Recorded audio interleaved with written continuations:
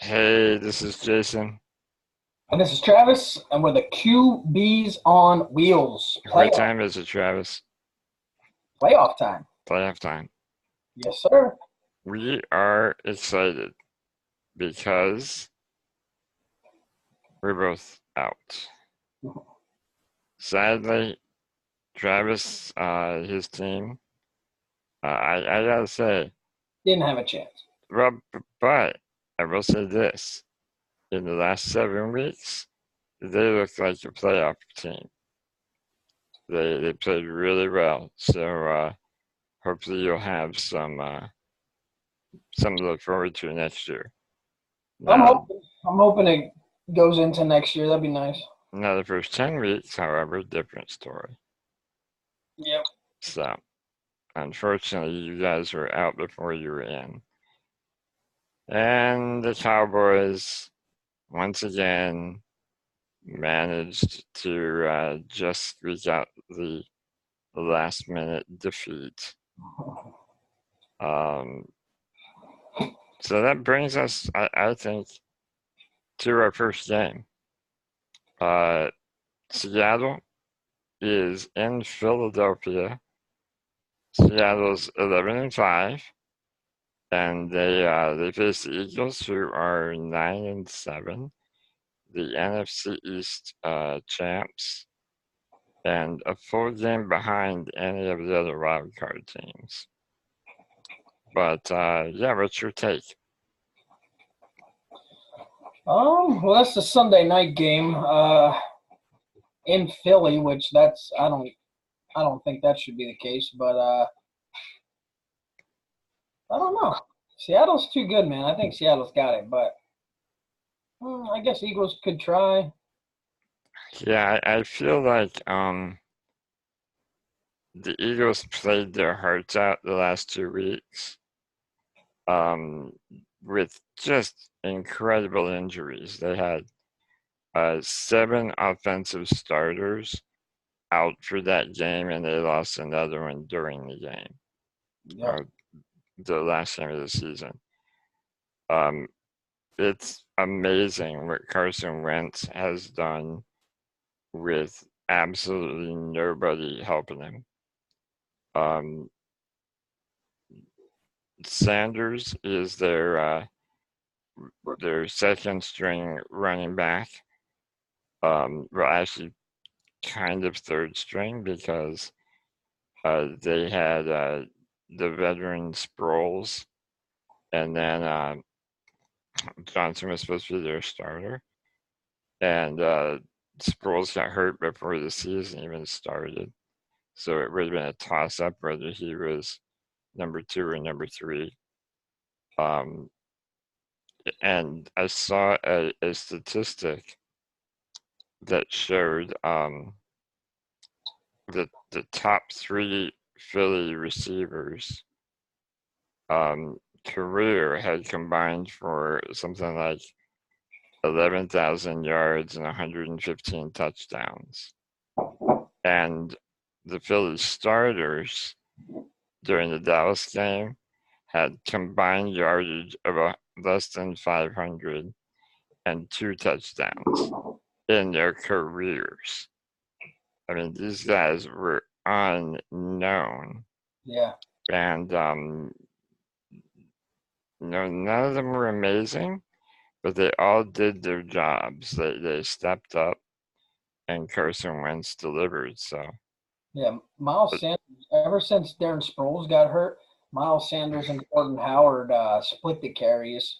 yeah, And then Jordan Howard got hurt. Miles Sanders is he's coming along pretty good, man. He was he is. backed up Saquon in Penn State. He's good, man. He Yeah, looked I like him, and I think that because he was behind Saquon at Penn State, that no one got a really good taste of how good this guy was because he really only played a year, yep.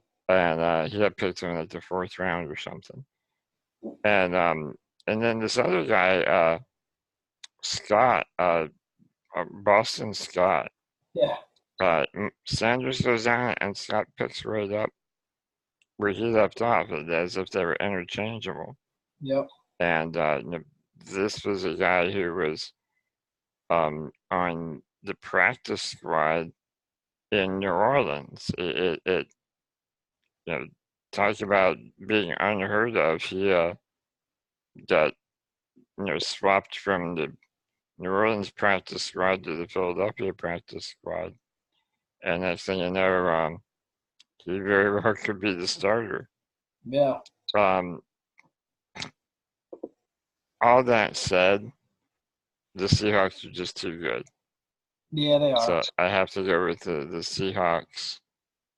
They're beatable, but I think that it would take a third Hail Mary in a row for Carson Wentz, and I just can't see it happening.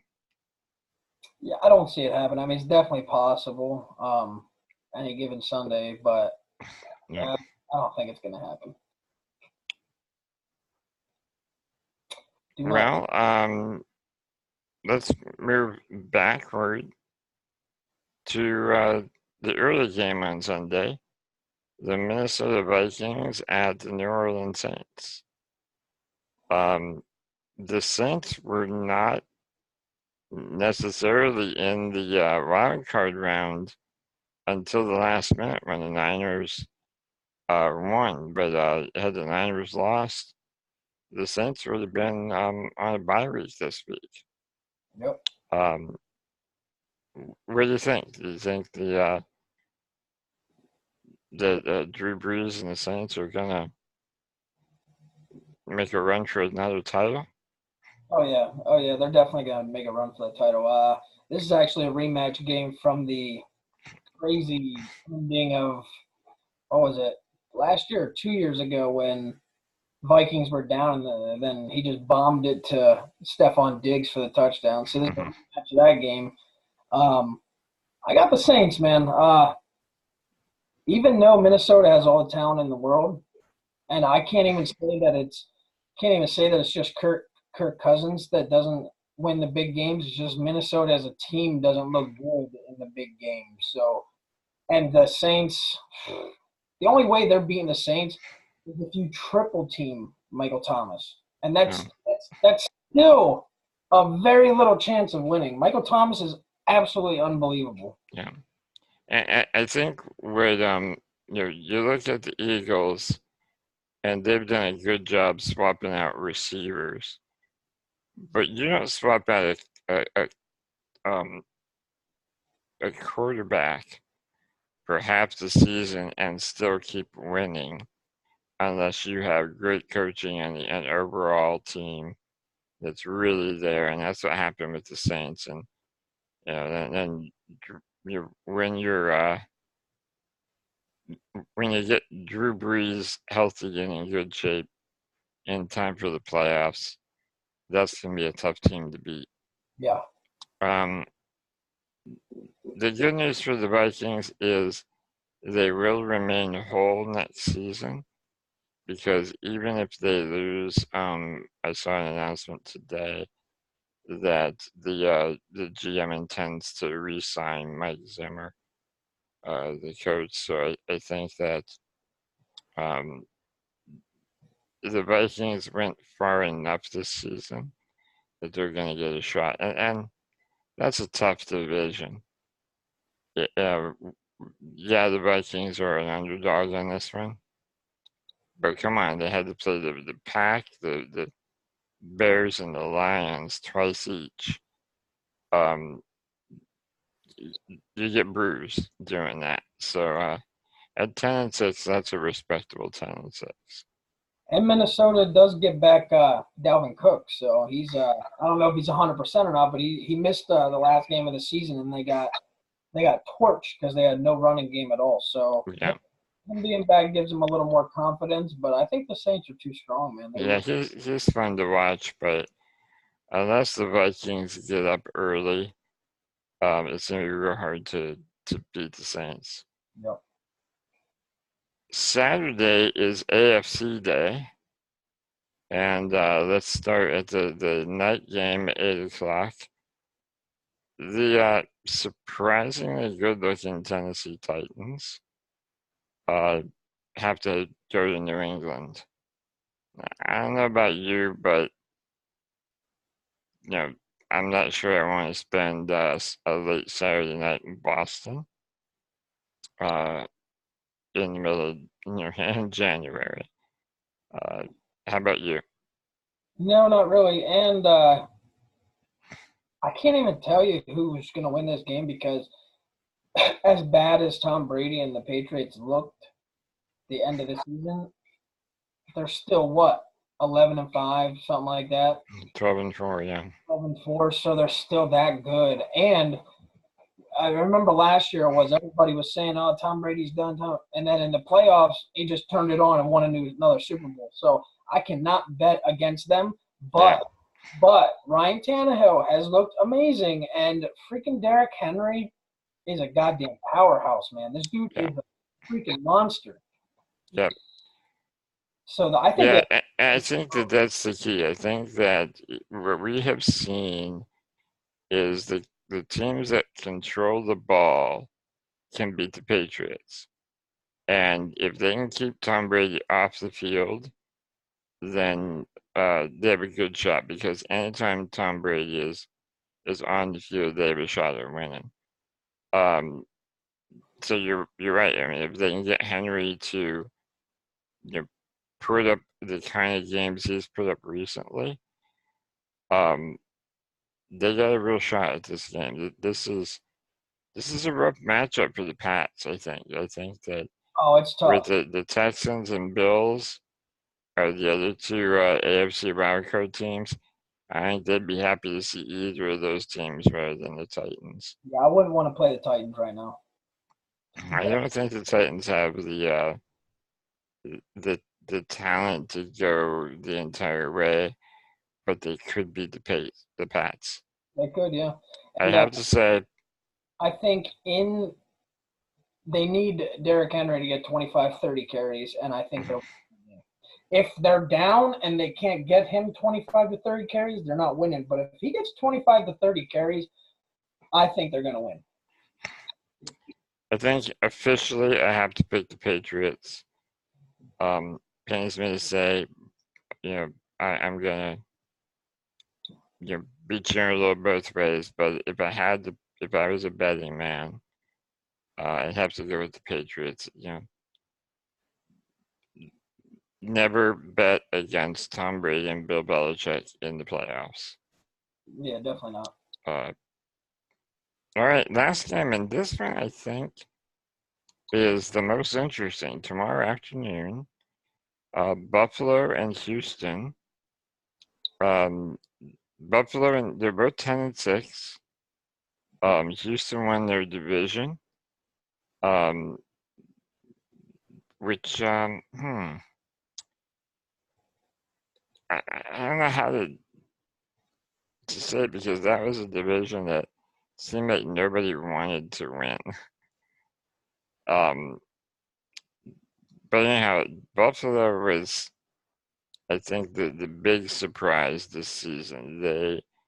They turned that team around dramatically, and they had a real shot at winning out or winning the division against the Patriots for the first time. And well, there are people alive who haven't uh, seen a non-Patriots winning in the AFC East. So, tell me about what your feeling is there, Buffalo and Houston. Buffalo is definitely the surprise team. Definitely surprised, and I don't know. I don't know if it's bad for me to say that Houston was kind of a disappointment this year. That's fair. I'd say so.